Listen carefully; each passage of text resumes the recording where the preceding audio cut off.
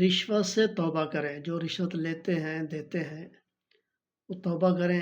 اسلام میں رشوت لینا اور دینا قطعاً ناجائز اور حرام ہے، کیونکہ اسلام نے مال و دولت کے لینے اور دینے پر کچھ اخلاقی، شرعی اور قانونی پابندیاں عائد کی ہیں، اور ایسے ذرائع سے دولت حاصل کرنے کو حرام قرار دیا ہے جس سے انسانیت پر ظلم کا راستہ کھلتا ہو۔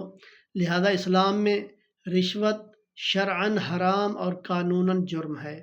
قرآن پاک کے اندر اللہ نے ارشاد فرمایا سورۃ بقرہ کے اندر، وَلَا تَأْكُلُوا أَمْوَالَكُمْ بَيْنَكُمْ بِالْبَاطِلِ وَتُدْلُوا بِهَا إِلَى الْحُكَّامِ لِتَأْكُلُوا فَرِيقًا مِّنْ أَمْوَالِ النَّاسِ بِالْإِثْمِ وَأَنْتُمْ تَعْلَمُونَ۔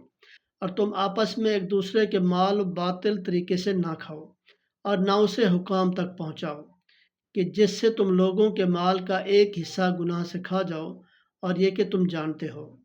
یہ شرعاً جو ہے یہ حرام ہے اور قانوناً جرم ہے، لہٰذا اس سے بچنا چاہیے۔ تو دعا ہے اللہ تعالیٰ عمل کی توفیق عطا فرمائے، خود بھی عمل کرے اور دوسروں کو بھی شیئر کرے تاکہ دوسرے لوگ بھی اس سے بچ جائیں۔